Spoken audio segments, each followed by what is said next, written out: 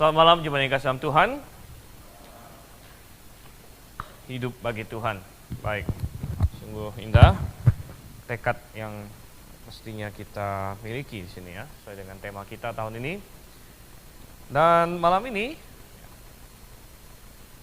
salah satu bagian dari hidup bagi Tuhan adalah kita mempelajari firman-Nya. Oke, saya ajak kita untuk membuka Hosea pasal 4. Saya mau melanjutkan khotbah saya yang belum selesai sebenarnya di bulan lalu, karena ternyata lebih panjang dari yang saya bayangkan waktu saya membuat khotbahnya. Gitu ya. Oke, kita buka Hosea pasal 4. Dan kita tidak akan baca pasal ini lagi. Kita sudah baca ya pasal ini. Dan kalau Anda lupa atau Anda belum ikut bulan lalu, nanti Anda baca sendiri pasal ini. Tapi saya ajak kita mengingat lagi ayat kunci di pasal ini, yaitu Hosea 4 ayat 6. Hosea 4 ayat 6 ya. Kalau sudah dapat kita baca bersama-sama. 1, 2, 3. Umatku binasa karena tidak mengenal Allah. Karena engkaulah yang menolak pengenalan itu, maka aku menolak engkau menjadi imamku. Dan karena engkau melupakan pengajaran Allahmu, maka aku juga akan melupakan anak-anakmu. Kita bersatu dalam doa. Bapa di surga, kami dengan penuh sukacita dan ucapan syukur, kami datang pada malam hari ini untuk berkumpul, kami datang untuk belajar firman-Mu, kami datang untuk berdoa Tuhan. Tuhan, kami rindu bahwa persekutuan ini menguatkan kami, dan kami yakin bahwa ini akan menguatkan kami melalui pengajaran-Mu yang akan kami bahas. Oleh karena itu, kami yakin juga bahwa Engkau akan mengajar kami melalui Roh Kudus yang menerangi hati dan pikiran kami. Itu yang kami minta Tuhan, dengan penuh iman bahwa ini berkenan kepadamu dan Engkau akan melakukannya. Oleh karena itu kami berdoa dalam nama Yesus Kristus. Amin. Ya Bapak Ibu saudara yang kasih Tuhan, pasal ini kalau Anda masih ingat, dimulai di ayat 1, Tuhan bagaikan sedang berperkara dengan orang Israel. Dikatakan, dengarlah firman Tuhan, hai orang Israel, sebab Tuhan mempunyai perkara. Kata perkara di sini membangkitkan semacam gambaran suatu pengadilan, suatu tuntutan hukum. Ya, jadi Tuhan membawa perkara ke hadapan pengadilan. Tuhan menuduh bahwa umatnya Israel telah melakukan sesuatu yang tidak benar. Dan ya, bahasa seperti ini muncul berkali-kali di kitab nabi-nabi. Lalu apa tuduhannya? Apa gugatan, kita bilang, gugatan Tuhan terhadap umatnya? Dan dari gugatan inilah kita bisa melihat sebenarnya apa yang paling penting bagi Tuhan dari manusia. Apa yang Tuhan paling tuntut dari manusia. Nah, ini akan muncul dalam gugatan ini. Dan gugatan ini, perkara yang Tuhan ajukan, tuntutan yang Tuhan layangkan kepada Israel dan tentu juga bagi manusia pada umumnya, adalah seperti yang kita baca di ayat 6, bahwa mereka tidak mengenal dirinya. Mereka tidak mengenal Tuhan, mereka tidak mengenal Allah. Atau Elohim atau Jehovah ya, sesuai dengan bahasa Ibrani-nya. Mereka tidak mengenal Dia. Dan ini memberitahu kita sesuatu yang luar biasa, bahwa hal yang Tuhan paling inginkan dari manusia sebenarnya adalah hubungan dengan Dia. Nah, ini memberitahu kita bahwa kekristenan bukanlah suatu agama yang ritualistik. Kekristenan pada intinya bukanlah mengenai berapa banyak kali kamu melakukan semacam seremoni tertentu, atau berapa banyak ritual yang bisa kamu buat. Bukan itu inti dari kekristenan. Kekristenan intinya adalah hubungan pribadi dengan Tuhan. Kekristenan adalah mengenal Allah yang menciptakan langit dan bumi dan menciptakan kita sebagai manusia. Itu adalah inti dari kekristenan. Itu adalah inti dari Alkitab, yaitu mengenal Tuhan. Kalau misalnya iman yang benar, kekristenan atau Yahudi di zaman itu, ya, karena pada zaman itu ya iman orang Israel adalah iman yang benar mestinya.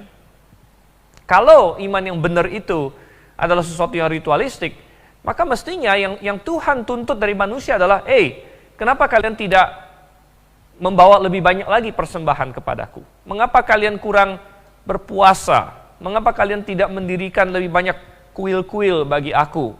Dan lain sebagainya. Itu yang mestinya Tuhan paling gugat, tetapi tidak. Tuhan tidak gugat itu, Tuhan tidak tuntut itu. Bahkan di bagian lain, di Yesaya, Tuhan bilang, ngapain kamu bawa persembahan yang begitu banyak? Ngapain? Siapa yang minta dari kamu sementara hatimu kacau balau? Tuhan bilang. Dan ini memberitahu kita bahwa inti dari kekristenan adalah hubungan dengan Tuhan, saudara. Memiliki hubungan dengan Tuhan. Dan gugatan Tuhan kepada umatnya adalah, kamu tidak mengenal aku. Walaupun kamu disebut umatku, walaupun kamu punya status Israel, tapi kamu tidak mengenal aku sungguh-sungguh. Dan kita bisa menerapkan ini kepada banyak sekali orang yang hari ini mestinya mengenal Tuhan, dikenal sebagai umat Tuhan, yaitu orang Kristen kalau hari ini. Banyak sekali orang Kristen, orang yang lahir sudah di keluarga Kristen, di suku-suku yang secara tradisional Kristen, atau di negara Kristen. Ya, tentu kita bukan bicara Indonesia kalau negara Kristen, mungkin negara lain yang mayoritas Kristen. Banyak sekali yang sudah punya status itu. Ya, tetapi tetap tuntutan Tuhan akan sama, bahwa kamu tidak mengenal aku sebenarnya. Kamu tidak mengenal aku. Dan kita sudah melihat apa efeknya kalau seseorang tidak mengenal Tuhan. Apa efeknya? Bulan lalu kita sudah melihat poin pertama, saya hanya sebut saja, ya, bahwa poin pertama yang sudah kita bahas, tidak mengenal Allah, meruntuhkan dasar, meruntuhkan fondasi di dalam kehidupan sebenarnya. Dan itu kita lihat di ayat yang pertama. Dikatakan sebab tidak ada kesetiaan dan tidak ada kasih. Tidak ada kesetiaan, kesetiaan adalah emet, bisa juga diterjemahkan kebenaran. Dan kasih, hesed di sini. Ya, kalau seseorang sudah tidak punya kebenaran dan tidak punya kasih, dia tidak punya dasar berpijak lagi untuk apapun yang lain sebenarnya. Ya. Ini dua hal yang sangat fondasional. Ya, dia punya kebenaran, dia punya kesetiaan, kemudian dia punya kasih. Gitu. Oke, kita sudah bicara panjang lebar mengenai hal tersebut, jadi saya tidak akan ulang lagi. Untuk hari ini kita akan masuk ke poin yang kedua. Apa efeknya kalau seseorang tidak mengenal Allah? Ya. Dia tidak memiliki fondasi, dan yang kedua, tidak mengenal Allah akan bermanifestasi kepada rusaknya perilaku. Rusaknya perilaku. Nah, itu kita lihat di ayat yang kedua. Ya, di ayat yang kedua. Apa yang Tuhan katakan? Setelah bagian dalamnya rusak, fondasinya rusak, maka akan muncul secara eksternal. Muncul secara eksternal. Dikatakan hanya mengutuk, berbohong, membunuh, mencuri, berzina, melakukan kekerasan dan penumpahan darah, menyusul penumpahan darah.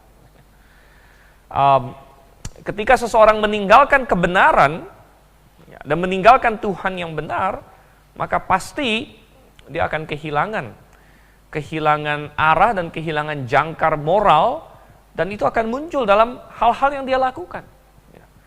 Sehingga dikatakan di sini Tuhan bilang, wow, ada daftar di sini ya, mengutuk, berbohong, membunuh, mencuri, dan lain sebagainya. Mungkin banyak orang dunia hari ini yang melihat daftar ini dan mungkin bagi dia ini bukan sesuatu yang terlalu buruk misalnya. Misalnya mengutuk, kita lihat di sini.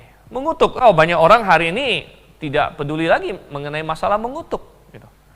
Mengutuk, berbahasa yang kasar, menggunakan kata-kata makian, ya, itu sudah banyak dijadikan umum sekarang.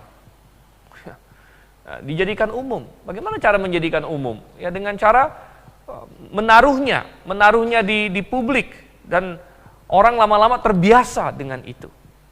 Terbiasa dengan itu. Ditaruh di media-media, ya, di film-film. Ya, orang memakai kata-kata makian yang kasar sebenarnya. Anak-anak yang nggak ngerti apa-apa, ya, ngikut-ngikut misalnya. Berbagai kata, bahasa Indonesia, bahasa Inggris, entah apa. Ya. Ada suatu pepatah katanya kalau belajar bahasa baru paling gampang belajar makiannya dulu katanya. Gitu ya. Kok bisa begitu ya? Jadi belum belajar yang lain-lain, yang dipelajari ini dulu. Ya. Cara memaki orang bagaimana pakai bahasa tersebut. Jadi kita bilang ya banyak orang berpikir, itu nggak ada masalah lah, gitu. Ya, toh nggak merugikan siapa-siapa. Tapi saudara yang kasih Tuhan, itu menggambarkan sikap internal, menggambarkan hati seseorang sebenarnya. Menggambarkan hati seseorang. Belum lagi kalau mengutuk di sini sudah memakai nama Tuhan, itu menggambarkan hubungan dia dengan Tuhan.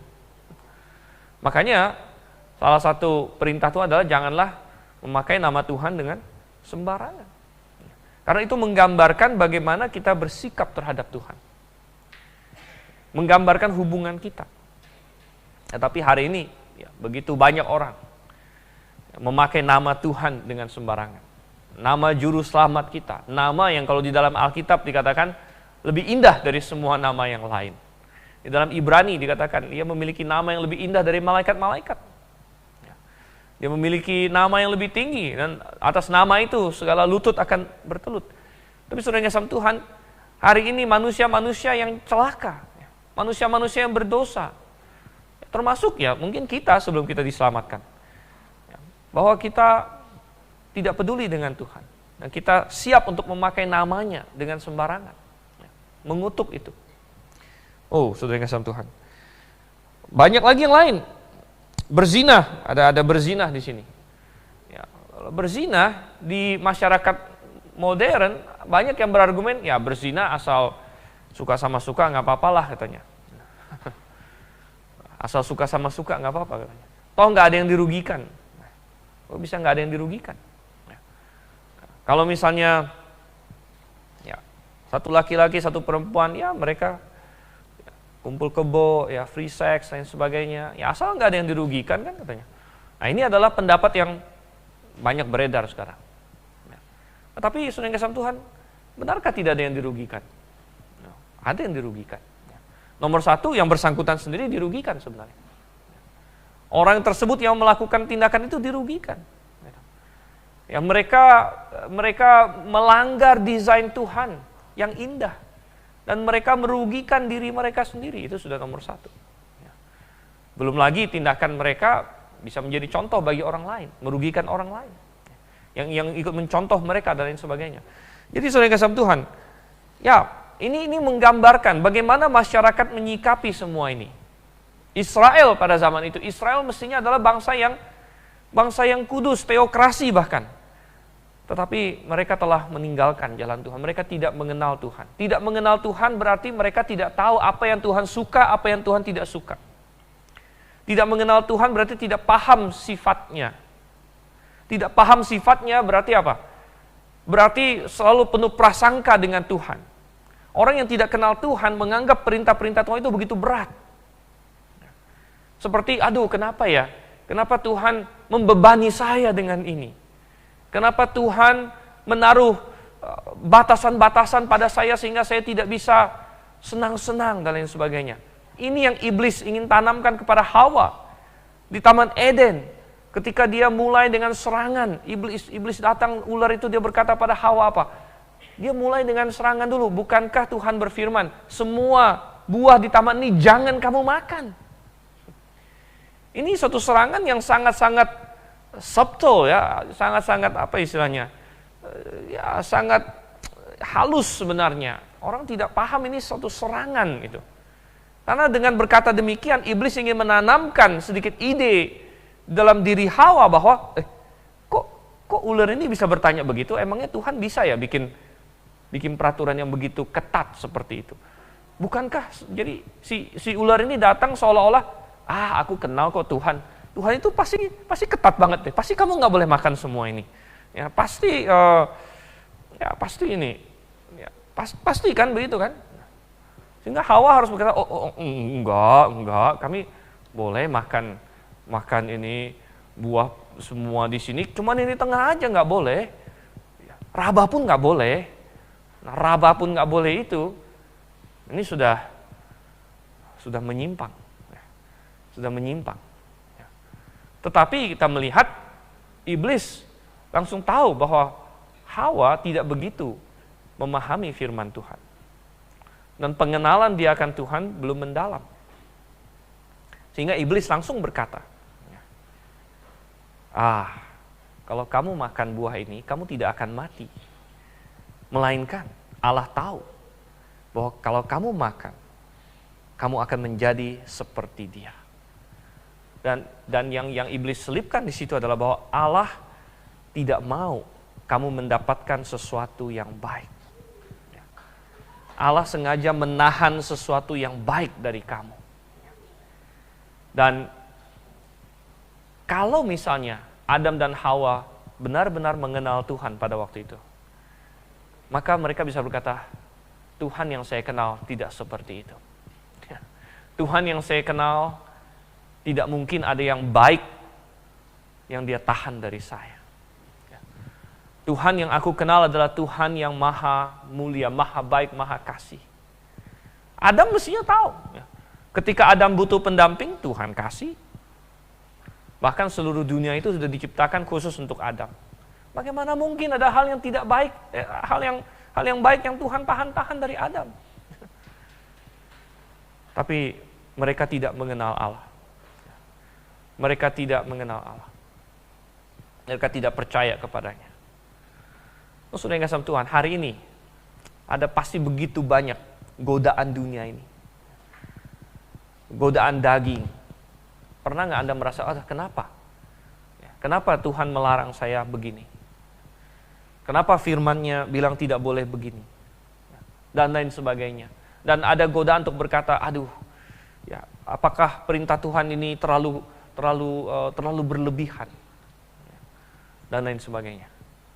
Tetapi kalau kita berkata, mari kita kenal Tuhan.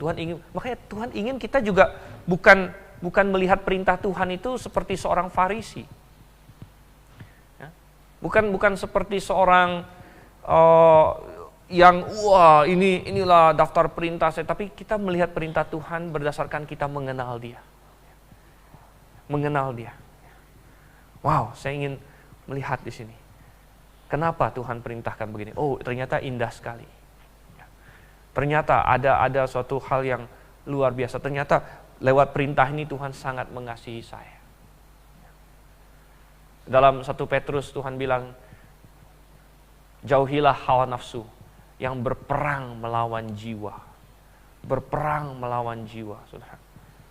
Kita berpikir bahwa ini sesuatu yang tidak ada bahayanya.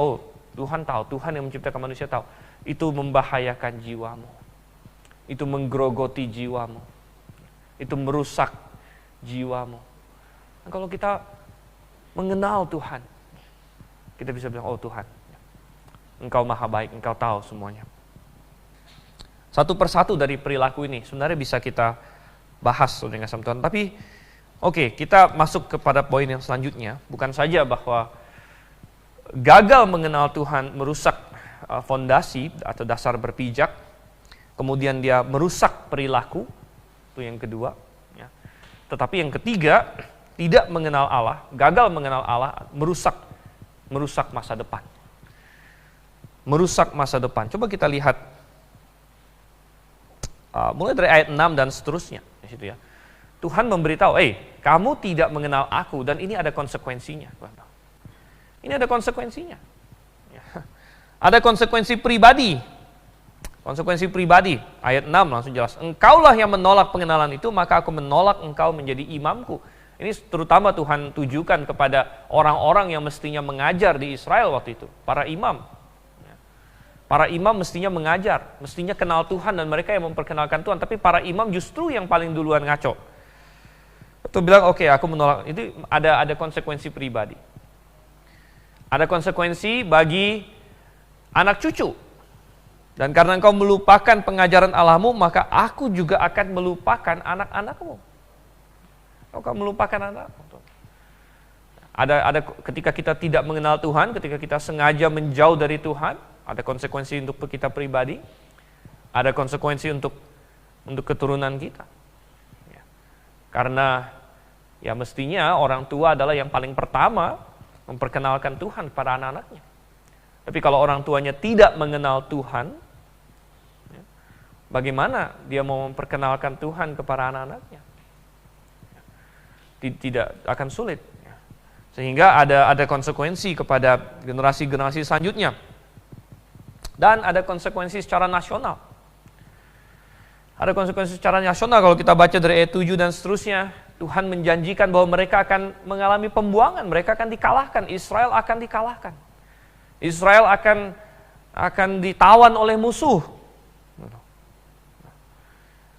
Ada banyak sekali di sini. Ya.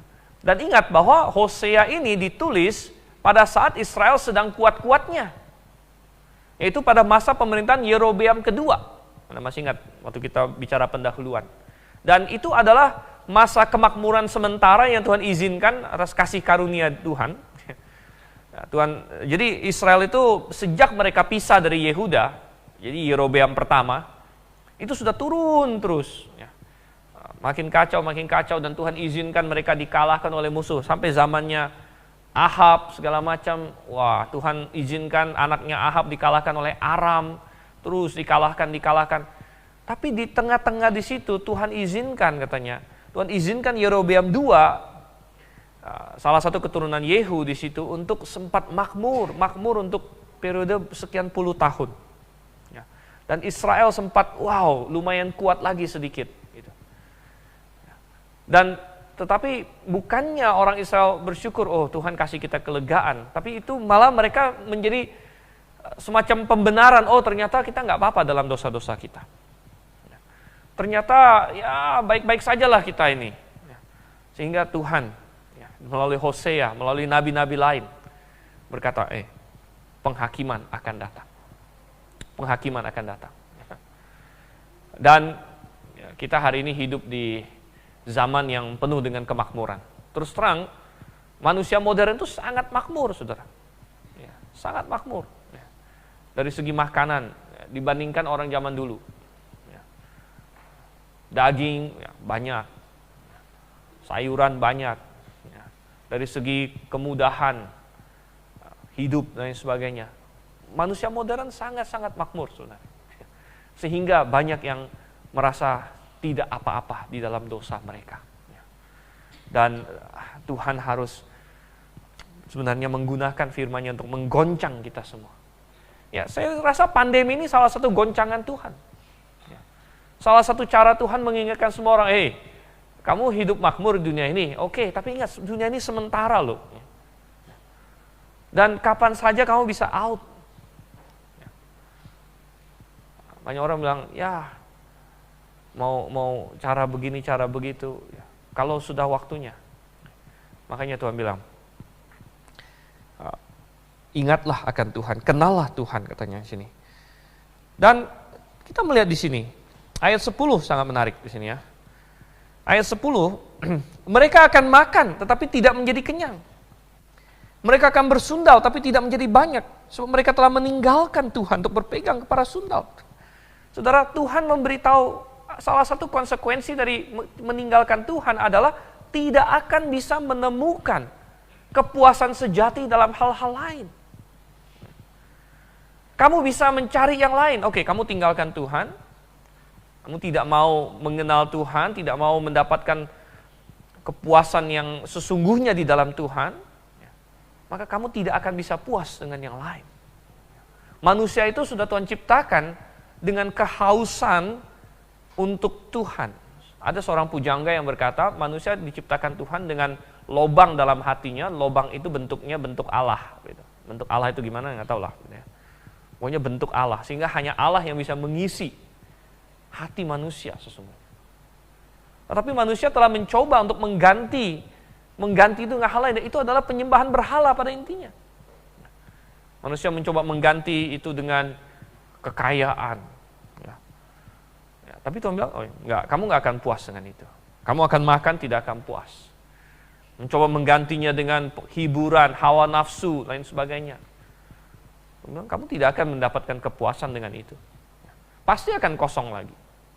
Kamu berzina, kamu berhawa nafsu, kamu berpornografi, dan sebagainya. Apakah itu akan memuaskan kamu? Tidak. Nanti berikutnya akan mau lagi, dan setelah selesai akan terasa sangat kosong, saudara. Kosong, sia-sia, kacau bahkan. Tidak ada kepuasan yang sesungguhnya di dalam semua itu. Karena Tuhan telah ciptakan manusia memang tidak bisa dipuaskan dengan hal itu. Manusia harus mengenal Tuhan yang sejati. Hanya dengan Tuhanlah kita mendapatkan true satisfaction. Kepuasan yang sejati. Ini yang Tuhan tawarkan kepada perempuan Samaria. Kalau kamu minum air ini, kamu akan haus lagi. Mau nggak? Kalau kamu tahu siapa aku, kamu tentunya sudah minta. Dan aku sudah berikan padamu air yang kalau kamu minum, kamu tidak akan pernah haus lagi. Wah, siapapun mau itu. Ya, mestinya. Dan perempuan itu langsung bilang, Tuhan, berikan aku air itu. Wah, kalau aku bisa nggak haus lagi. Ya, tapi Tuhan bicara mengenai kehausan rohani. Tuhan bicara mengenai sesuatu yang bisa menjadi segala-galanya kita. Nah, hanya Tuhan yang bisa menjadi segala-galanya kita. Tidak ada hal lain yang mampu. Salah satu bentuk penghukuman Tuhan yang sudah taraf berat adalah kalau Tuhan membiarkan kita mengikuti hawa nafsu dosa kita. Tuhan membiarkan kita kepada dosa. Nah, ini sudah berat.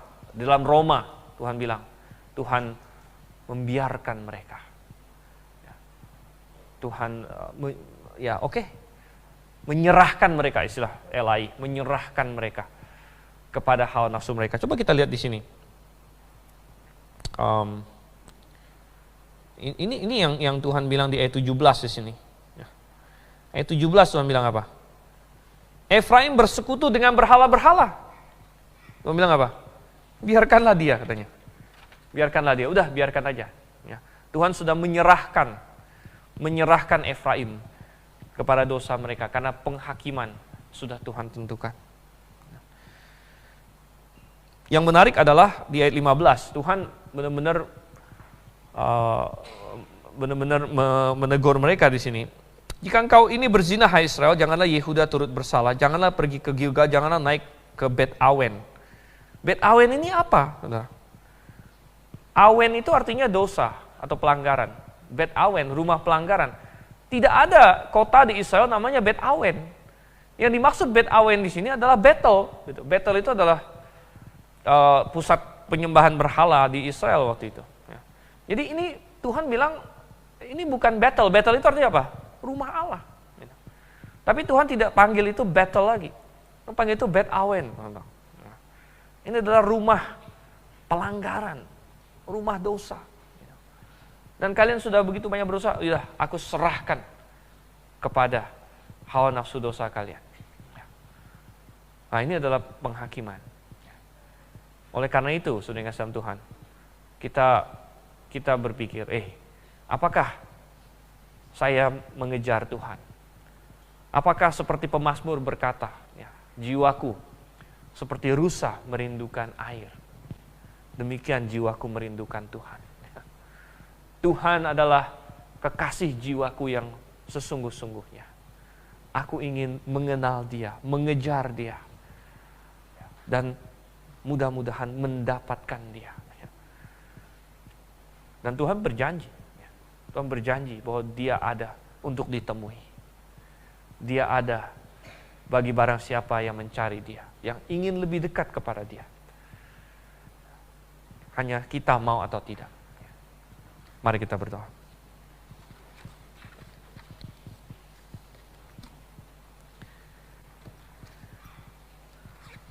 Terima kasih Tuhan, karena Engkau adalah Allah yang walaupun begitu tinggi mengatasi kami, namun Engkau mau berada di tengah kami. Engkau mau kami mengenal Engkau. Engkau mau kami mengasihi Engkau dan mengenal kasih-Mu terhadap kami. Tuhan, kobarkanlah di dalam hati kami semua orang-orang yang sudah diselamatkan suatu kerinduan untuk mendekat terus kepada Engkau, mengenal Engkau, Karena itulah inti dari iman kami. Kami berdoa Tuhan dalam nama Yesus Kristus. Amin.